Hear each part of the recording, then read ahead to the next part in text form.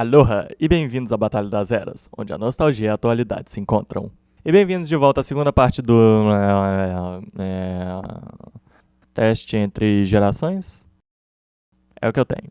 De Duelo Shaolin vs Shaolin Chronicles. No último vídeo dei uma ideia geral em relação à produção, falei da abertura, da história, e hoje falaremos sobre os personagens e os vilões. E gente, como eu esperei para esse momento.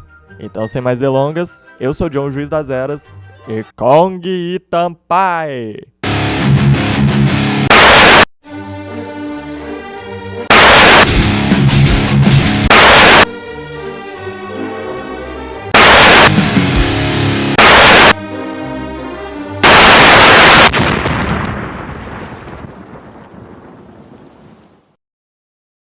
Bom, quanto aos personagens, uma coisa legal que eles fizeram em Duelo Shaolin foi nos apresentar eles como simples estereótipos de cada região do mundo. Que a princípio poderia irritar algumas pessoas, mas depois foi aprofundando pouco a pouco em cada um, nos fazendo conhecê-los como realmente são e gostar pra caramba deles. Temos primeiro Omi, da China, que é meio que o principal dos principais. Ué, mas como assim? São esses desenhos que têm normalmente mais de um protagonista, mas quando precisam focar em apenas um, vão focar nesse personagem. É um monge Shaolin, órfão, que vive no templo. E aqui ele pega esse estereótipo de que não teve muito contato com o mundo exterior, não conhecendo muito a atualidade, como as coisas funcionam, inclusive falando gírias erradas, fazendo com que o Raimundo constantemente zoe ele com isso. É confiante em suas habilidades, e depois vamos aprendendo mais sobre ele. Primeiro, não se deixe enganar pelo seu tamanho. Seu ego consegue ser do tamanho da muralha da China se tomasse esteroides. Se vê como bambambam acima de todo mundo, mas ainda assim consegue ser honrável com suas palavras e firme em suas decisões. Seu elemento é a água. Depois temos Kimiko Toromiko, do Japão, filha de Hideo Kojima, aqui é brincadeira, mas filha de um rico designer de jogos japonês, é a personagem mais atualizada de todos. Com o estereótipo da japonesa que sempre fica mandando mensagem de texto, antes de ser considerado normal. É um pouco pavio curto, uma grande hacker, e é uma das poucas personagens de desenhos de todos os tempos que troca de roupa. E de verdade, entre ela e a Kim Possible, não sei quem tem mais designs, ela tá sempre com um novo.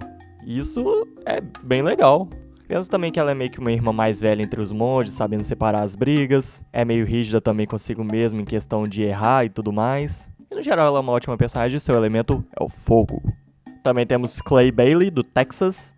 Dos quatro, ele é o meu favorito. Seu estereótipo é do clássico vaqueiro, de boas, com o típico apetite de texano. Com isso eu quero dizer que ele come até pedra se você colocar molho em cima. Gosto de fazer aquelas frases de comparação bem divertidas, mas também vemos que ele tem esse jeito meio cavalheiro. E também gosto de como ele de vez em quando vê as coisas por outras perspectivas, mostrando o quão inteligente ele pode ser. Seu elemento é a terra. E por último dos quatro nós temos o Rue deles, Raimundo Pedrosa. Sim, ele é do Brasil. Zoeiro, despreocupado, malandro, preguiçoso. Quem diria que conseguiriam nos representar tão bem? Mas aí vamos conhecendo ele melhor, como ele é um cara que usa constantemente o coração no lugar da cabeça várias vezes, mas em outros momentos mostrando que ele consegue ser bem esforçado quando ele quer. E no final ele é o personagem que mais muda durante a série. Desde o Rue zoeiro do princípio, até o personagem bem determinado, habilidoso e confiável. Seu elemento é o vento. E também temos Dojo Kanojo-cho.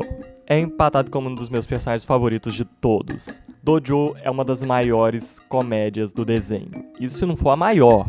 É um dragão chinês, guardião do papiro dos Shengonwu. Ele tem a habilidade de detectar o Shengon quando eles se revelam, pois inclusive ajudou o grande mestre Dashi a escondê-los. Pode também ficar enorme quando quiser, voar e tem sempre ótimas piadas. De verdade, ele é hilário. Ótimas referências, berros de medo, forma de falar, tudo é de cair, de rir. E por último, mas não menos importante, o Mestre Fung, que faz o típico mestre idoso, sábio, que esconde suas verdadeiras habilidades sem poder mostrar muito por causa da sua idade, sempre com frases sábias e sabendo como dar uma resposta boa para os seus alunos, que inclusive é uma piada constante aqui com o Raimundo sempre chamando atenção para isso. E até mesmo com ele lançando algumas piadas bem engraçadas, que mostram o seu jeito de mestre OP. E quanto ao Chronicles, primeiro homem. Ele mudou pouco, já na aparência, nada. Continua bem egocêntrico, mas agora com a adição interessante do Ping Pong, que mostra ser um grande fã dele, levantando muito seu ego, mas também mostrando grande capacidade de superá-lo, jogando assim seu ego com força no chão, deixando bem conflitante. Ele também estranhamente começou a parecer um pouco machista aqui, que é uma coisa que eu não costumo colocar, mas parece que foi um objetivo aqui, com ele sempre reclamando de alguma capacidade física de alguma personagem feminina, colocando elas como fracas ou que não são capazes de fazer alguma coisa. Eu achei isso estranho. No duelo Shaolin ele se coloca também como superior a Kimiko e tudo mais, só que ele se coloca meio que como superior a todos, independente de raça ou gênero ou qualquer coisa. E lá ele também fazia uns comentários, só que era muito mais em questão de ingenuidade dele. E que alguns, sinceramente, eu não consigo discordar. Mas, ainda assim, ele mostrava ter um respeito geral. Como no episódio da Cauda da Serpente, que ele vê a Estátua da Liberdade e acredita que era uma grande guerreira Shaolin. Depois a Kimiko ajuda ele com os binóculos e ele ainda se curva pra ela em forma de agradecimento. Então, assim, não era algo presente lá e aqui ficou estranho começar a aparecer. Mas, no geral, é isso. Também temos a Kimiko, ou melhor, Kimiko, ou Romiko. Eu gostei deles colocarem aqui que ela sequer tem mais um pavio pra ser curto. Agora ela até pega fogo quando se irrita, o que dá até base pra umas piadas legais. Mas fora isso, ela não tem muito mais o que apresentar. E até quando apresenta é de um jeito bem... Depois Clay Bailey, que continua o típico vaqueiro do Texas. Mas a questão é que agora eles parecem querer estabelecer alguma relação dele com... cabras. E também mostraram um pouco do lado inteligente deles, até no episódio que ele mostrou que consegue ser assim quando quer, mas estranhamente de um jeito que não parece combinar com ele. Que assim, antes ele mostrava esse jeito inteligente na maneira simplória dele. Aqui ele simplesmente virou um sábio do nada. Mas no geral ele é simplesmente o típico cowboy. E por último, Raimundo Pedrosa. Que ele de vez em quando ainda é colocado como aquele zoeiro e tudo mais, ainda tenta achar um jeito mais fácil de fazer as coisas, de burlar as regras que são colocadas. Brasileiro! Mas no geral ele virou mais um personagem que só tá aí pra contar o que tá acontecendo. Focaram nele mais só em um episódio do Salvador, onde agora, pra um cara que tinha uma família enorme no duelo Shaolin, ele é colocado como um trabalhador de circo mirim, que eu acho que foi colocado que ele é órfão. Não fez muito sentido. E no geral ele é simplesmente um enredo ambulante. E agora nós temos a mais nova aquisição dos monges que... eu não faço ideia se é um menino ou uma menina. Verdade, é difícil. A aparência não ajuda. Bom, vamos ver. Qual que é o nome? E que tal Ping Pong? Ok, o nome também não ajuda. Talvez pela voz. A voz também não ajuda. Ok, mas depois de observar melhor, Ping Pong é um menino. O guerreiro Shaolin da Madeira, que bateu o recorde de monge mais rápido a se tornar um guerreiro Shoku. Os outros que levaram umas 3 temporadas, ele levou o quê? 14 episódios? Maior fã do homem, tá o tempo todo exaltando ele. Tanto que a aparência dele é igual. Inclusive, antes mesmo dele virar fã do homem, ele era assim. É interessante, mas ao mesmo tempo estranho. Pois ele entra recentemente do nada e já tem a chance de superar todos. Contando que todos são meio que principais. E até mesmo principais há mais tempo. E assim, é legal, eu gostei dele a princípio, mas constantemente vai mudando a relevância dele. Sem contar que o Ping Pong é muito perfeitinho. Ele é mega habilidoso, capaz de superar todos, gente boa e ainda mega modesto. E ainda porque fizeram um personagem igual ao homem! Depois temos o Dojo Kanojo-cho, que aparentemente eles também não têm os direitos autorais das cores originais. E eu já queria mencionar a dublagem do Dojo. Eu preciso falar sobre isso. Eu acredito que o novo dublador seja bom, acredito que trabalha muito bem e tudo mais, e não querendo colocar brigas e guerras diminuindo ninguém. Mas antes era o Guilherme! Desculpa, mas cada vez que ele faz um personagem, ele faz algo único, e com o Dojo não foi diferente. Eu simplesmente não consigo ver isso. É um aviso sério de um ou tô me transformando num animal balão. Aí, eu falei um pouquinho, não o coco todo. Ser mais engraçado que isso. Aleluia! É pasta de dente, é presunto! Ai, presuntinho defumado. Mas é óbvio que não posso culpar um dublador, pois afinal de contas, algo é claro, você trabalha com o que você tem. E o novo Dojo não tem graça. O do duelo Shaolin fazia 1 milhão de coisas diferentes, fazia referências, falava de várias formas, ficava irritado, triste, animado, corajoso, sabia sobre o Shen Gong-wu, sobre as regras dos duelos Shaolin e tudo mais. Enquanto no Chronicles ele simplesmente chora muito, não faz quase nada, e a cada 10 frases, 11 são sobre o Mestre Fu. E o quanto ele sente falta, o tanto de coisas que eles faziam juntos, as quais eu não quero detalhes. E cada detalhe que ele colocava. Alguns fizeram me sentir tão sujo. Eu preciso de 1 minuto. E assim, das primeiras vezes eu achava meio que compreensível. Depois comecei a achar estranho, principalmente depois que ele começou a chamar o Mestre Fu de apelidos carinhosos. Mas com o tempo foi mudando e eu passei a odiá-lo.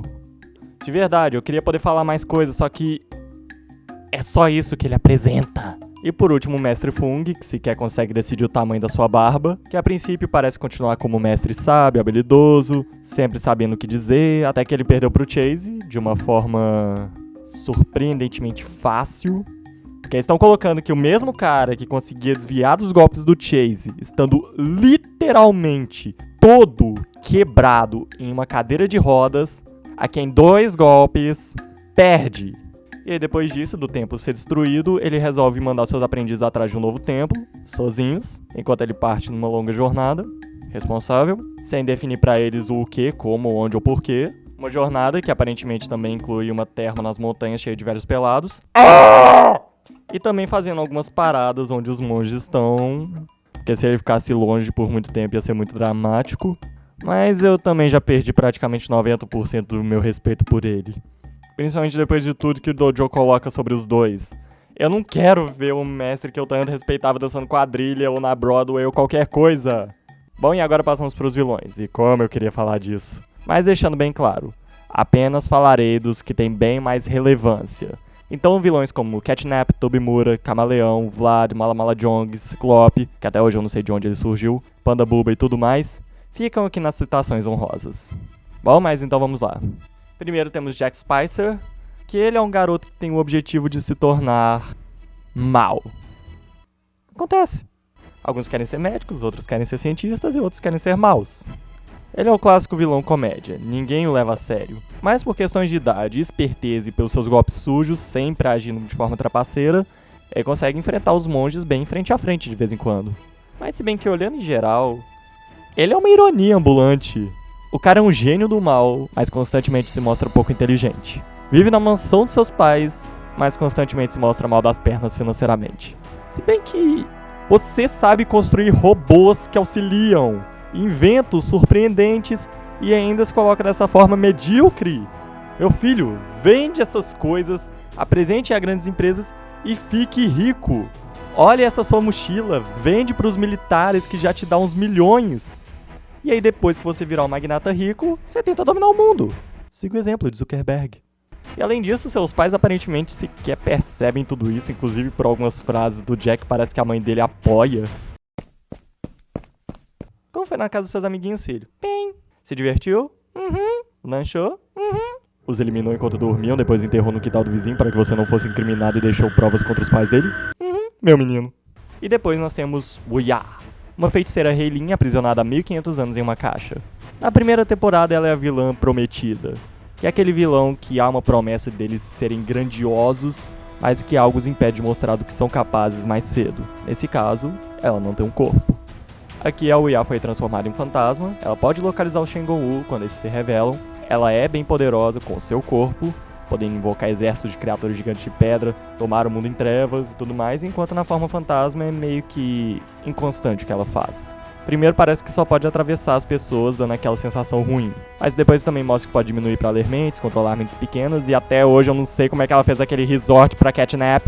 E agora esse pedaço pode ter meio que spoilers mais pra terceira temporada, então quem não quiser ver pula pra esse momento.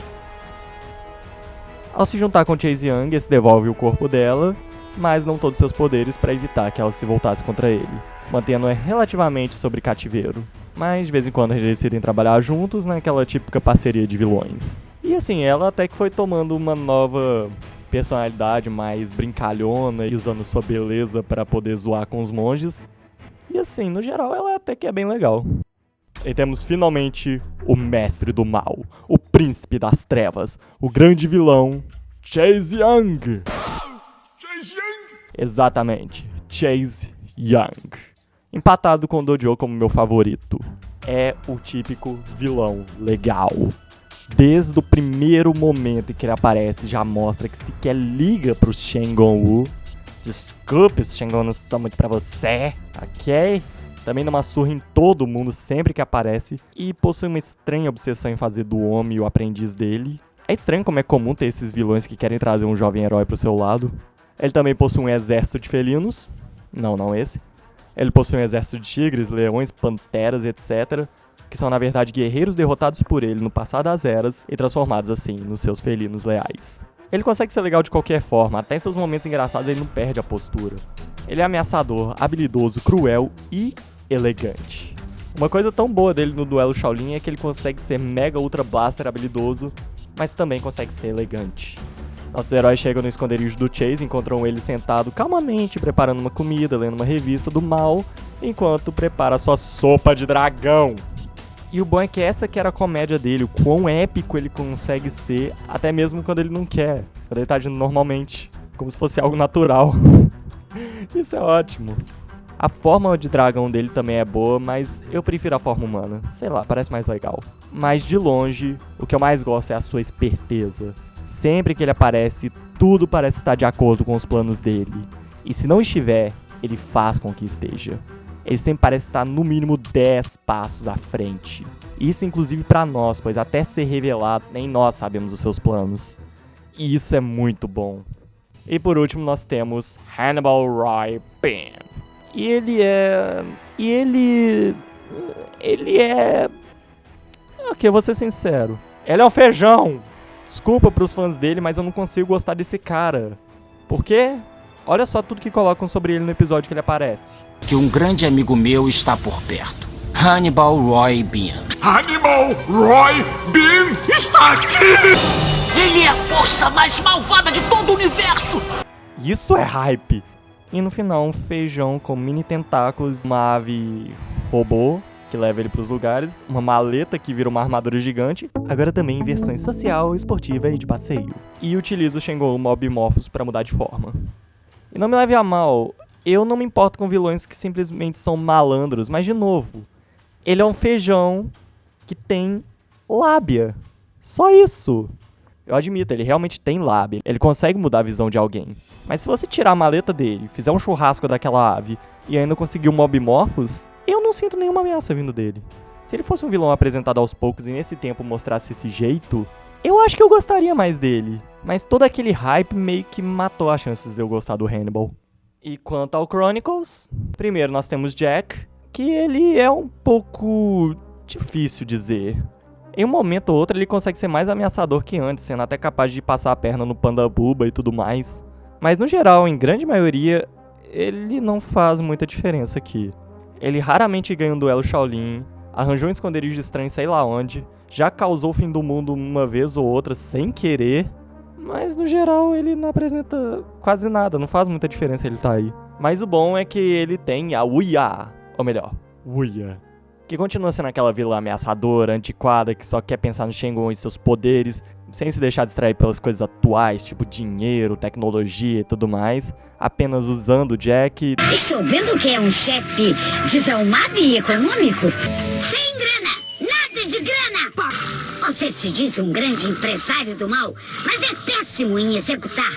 Olhe para aquilo que chama de jackpot. Eu tenho um dinheirinho guardado para você. Estamos trapaceando o Panda Buba. Mesmo? Bom, pelo menos ela ainda tem vários momentos bem legais. Mostra eles. Eu pedi pra mostrar eles. Mesmo? Se quer um momento? A Wuya sequer tem motivos pra existir. Ela conseguiu ser mais inútil que o Jack. e passa mais tempo brigando com ele e restabelecendo a relação dos dois, como se eles fossem tipo um casal, fazendo paródias de problemas de família e coisa e tal, e... E depois passamos para Chase Young. E Chase, o que fizeram com você? Agora colocado como vilão principal e eu vou admitir, eu não gostei muito disso não. Antes Chase aparecia de tempo em tempo, dando uma pausa pra gente sentir falta dele, saber o que ele tá aprontando. E no Chronicles ele aparece quase o tempo todo e é difícil dizer o que ele tá tramando, não por parecer um plano bem elaborado como antes, mas porque simplesmente parece não ser nada.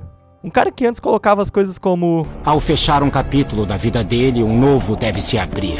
O escolhido. Quem eu planejo que governe a meu lado por toda a eternidade. Agora simplesmente responde seus atos como... Por quê? Eu posso. E as coisas e as formas que ele fala... O que você colocou nela? Eu adorei. Mesmo? Chase Young falando de voz fina, se surpreendendo. Aquele cara que nunca se surpreende, mesmo se surpreendendo, não perde a postura. Também constantemente entra em duelos, sei lá porquê, até mesmo apostando a sua beleza. Eu aposto a minha beleza. Tá provada que é mais valiosa do que qualquer uma dessas bugigangans. Chase, desde quando você é arrogante assim? Ainda se interessa em puxar o homem e agora o ping-pong também pro lado Heilin, acho que é porque os dois parecem. E as situações que ele passa... Grizzly, por que você quer tanto tirar o nosso respeito desses personagens? E a forma dragão dele simplesmente parece, sei lá, um parente do Jake Long. E pra terminar, temos a mais nova vilã, Shadow. A princípio eu amei ela, sádica, cruel, dissimulada, uma ótima vilã. E até com algumas frases ótimas, que nem... É um pirralhinho espirituoso. Nessa luz até parece bonitinho e eu aposto que é gostoso. Mas tudo começa a mudar quando conhecemos a sua origem, em que Chase, na sua forma dragão, arranca uma das suas costelas e nisso cria ela. Referências bíblicas. Gripe. Eu não tenho muito problema com isso, mas usando essa referência faz com que a Shadow seja tão parte do Chase, como também meio que filha dele. Mas eles são colocados como amantes também. Eu acho isso tão esquisito. Não, Shadow, isso é perturbador. Além disso, não é pro Chase ser considerado o maior pedófilo do mundo por ser um cara de 1500 anos querendo um relacionamento com uma menina de provavelmente menos de 1 ano, no máximo 2? Gente, isso é errado, não importa como eu olhe. Mas pelo menos as habilidades dela são boas. Mas no geral é isso, paramos por aqui. E no próximo vídeo falaremos sobre o Shengon-Wu e sobre os duelos Shaolin. Mas agora, se me derem licença, eu preciso limpar o meu cérebro como uma lixa quente para tirar todas essas informações que o Dojo colocou. Agradeço a todos, não esqueçam de avaliar, comentar, sugiram novos desenhos para analisarmos aqui, se inscrevam no canal para novidades e até a próxima. Agora, se me derem licença... Eu sou o John, Juiz das Eras, e aloha!